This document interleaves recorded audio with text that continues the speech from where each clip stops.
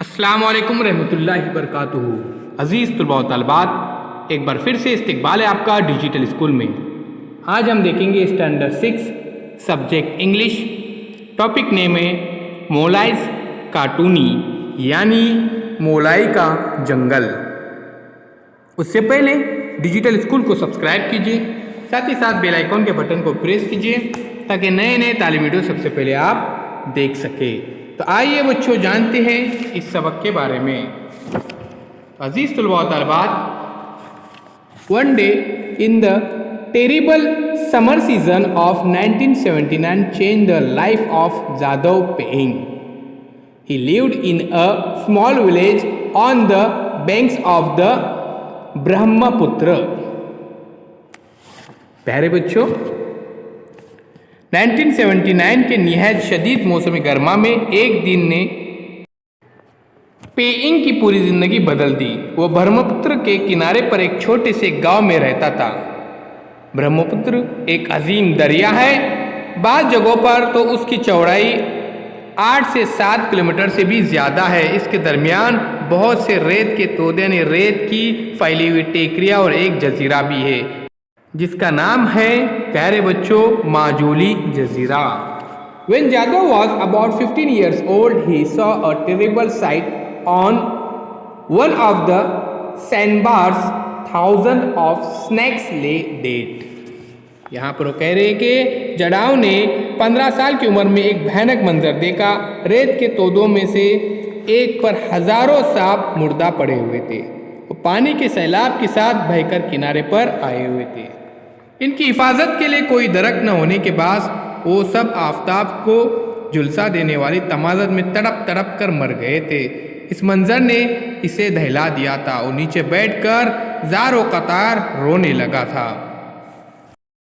Jadhav Paing's family and friends called his Molai. At first, Molai worked in a forest department, schemed to plant trees. इसके खानदान के लोग और उसके दोस्त और अहबाब उसे मोलाई कहते थे। इब्तिदाई में वो महकमे जंगलात में दरख्त लगाने की मुहिम में काम करता था। किसी वजह से वो काम बंद हो गया। दीगर तमाम मजदूर चले गए, लेकिन मोलाई नहीं गया, वो वहाँ पे ही रुका। उसने वो काम अपने तौर पर जारी रखने का फैसला किया और महकमे जंगलात के अफसरों के और अपने गांव के बुजुर्गों के पास गया। Molai, nothing grows on the sandbars, don't waste your time, many of them advise, but someone told him to try growing bamboo. यहाँ पर देखिए, इनमें से ज्यादातर लोगों ने कहा, मोलाई, इन रेत के तोदों पर कुछ उगने वाला नहीं है, तुम्हारा वक्त बिला वजह बर्बाद मत करो। फिर किसी ने उसे बांस उगाने की कोशिश करने का मशवरा दिया। महकमे जंगलात ने उसे कुछ कोंपले दिए थे, प्यारे बच्चों, बांस के। तो चलिए आगे देखते हैं। Someone told him that red ants are good for the soil. They would make the Sunday soil fertile. Molai then carried heaps of them to the island. अब यहाँ पर देखिए, वो कह रहा है कि किसी ने उसे बताया कि लाल चूटिया मिट्टी के लिए बहुत दरकार यानी कारामद होती है और रेतीली मिट्टी की वो जरखेज बनाती है। मोलाई ने उनके ढेर के ढेर इस तोदे पर उठा लाया और इन चोटियों के काटने पर भी अपने काम से बाज नहीं आया और मुख्तलिफ किस्म की घास भी लाया। इस तोदे की जमीन पर हरे पट्टे ज्यादा घने और वसी हो गए। 4 months and years, Molai worked all alone on the small patch of the island. He lived in the company of trees. He spoke to them. Maybe the trees understood his language. कुछ सालों के बाद मोलाई जजीरे के छोटे से इलाके पर तन्हा काम करता रहा और दरख्तों की सोबत में रहता था और उनसे गुफ्तगू करता था। हो सकता है दरख्त उसकी जबान के शफकत आमेज अल्फाज समझते हो। पुरजोर तरीके से बड़े होकर उन्होंने अपना रद्द अमल जाहिर किया था। Today Molai's cartoony covers an area of nearly 1500 acres and with Molai's effort it is growing every day. अब यहाँ पर देखिए, फिलहाल मोलाई का जंगल कतने तक तकरीबन 1500 एकड़ ज़मीन पर फैला हुआ है और मोलाई की कोशिशों से वो रोज़ बरोज़ वसीतर होता जा रहा है और जंगल मुख्तलिफ अक़साम के हज़ार दरख्तों, पौधों, परिंदों और हिरनों, बंदरों, नेज़, गेंडों और शेरों का मस्कन बन गया है। तो प्यारे बच्चों, इसकी कोशिशें देखिए और वाकई मुसलसल कोशिशें करते रहा और उसको एक बड़ी कामयाबी हासिल हुई। When the elephant came, they caused a lot of the damage on the way. They destroyed the rice, the field on herds. Even Molai's on herd was destroyed. यहाँ पर देखिए, जब हाथी आए तो रास्ते पर उन्होंने खूब तबाही मचाई। उन्होंने धान के खेत और झोपड़ियाँ बर्बाद कर दी। मोलाई की अपनी झोपड़ी भी लोग मोलाई को पीटना चाहते थे क्योंकि ये उसका जंगल था, जिसकी वजह से हाथी इधर आए थे।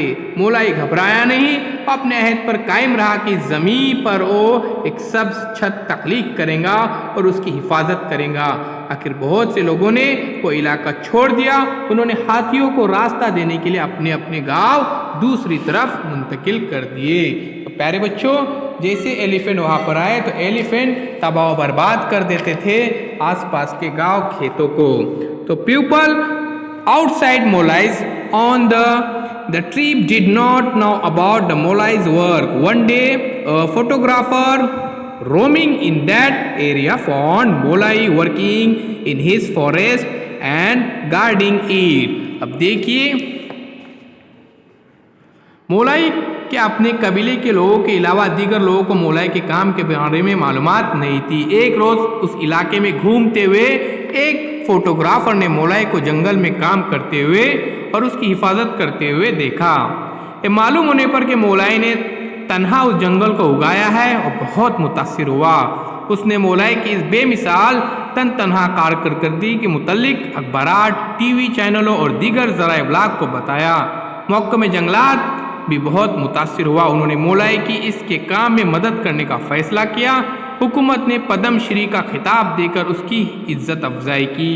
तो देखिए प्यारे बच्चों, ये अजीम कारनामा था मोलाई का। Molai now wants to spread his the message, the talk out the country. Each one of us the should plant and grow at least 2 trees. यहाँ पर मोलाई अब अपने पैगाम पूरे मुल्क में फैलाना चाहता है कि हम में से हर एक कम से कम 2 दरख्त लगाए और उनकी नशोनुमा करे, देखभाल करे।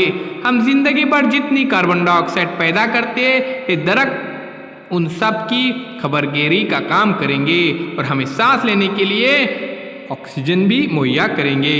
क्या आप ताउन करने के लिए तैयार हैं? तो बिल्कुल प्यारे बच्चों, बहुत ही अच्छा यहाँ पर मोलाई ने काम किया है। हम भी इनके साथ कोऑपरेट करेंगे और 2 दरख्त हम भी लगाएंगे। तो चलिए सब्सक्राइब कीजिए डिजिटल स्कूल को और जुड़े